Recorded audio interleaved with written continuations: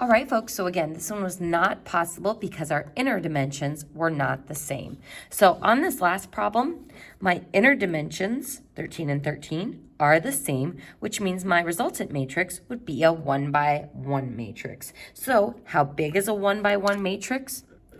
One row, one column, and it would actually just have one element on the inside. So a single-celled matrix.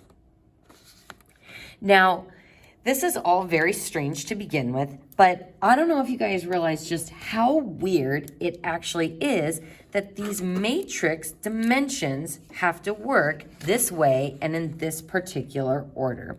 So we're going to go back to number 1, and I want you to think about what would happen if instead of taking A times B, we took B times A.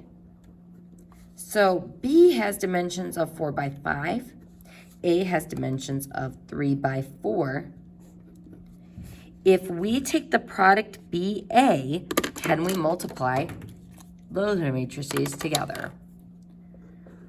We can't because the inner dimensions are different. So A times B is possible. B times A is not. And that's really weird because if I just think about regular multiplication, 3 times 7 is the same as 7 times 3. But here, A times B is not the same as B times A. So we're going to put a little statement down at the bottom that says, for matrices,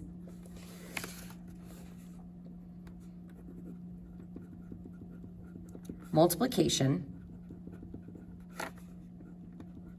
is not commutative.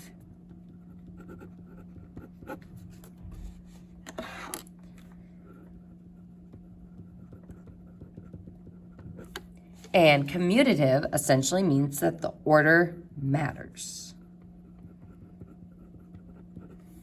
Well, not commutative means that the order matters. If it was commutative, 3 times 4 would be the same as 4 times 3. But because of this, with matrices, A times B does not equal B times A. And what's interesting is sometimes you'll actually be able to find both of these products separately, but they will give you entirely different matrices. So something to keep in mind as we start working through these matrices is that the dimensions are important, as is the order that the matrices are written in. So we will go ahead and stop this video here and move on to the next page in the next video.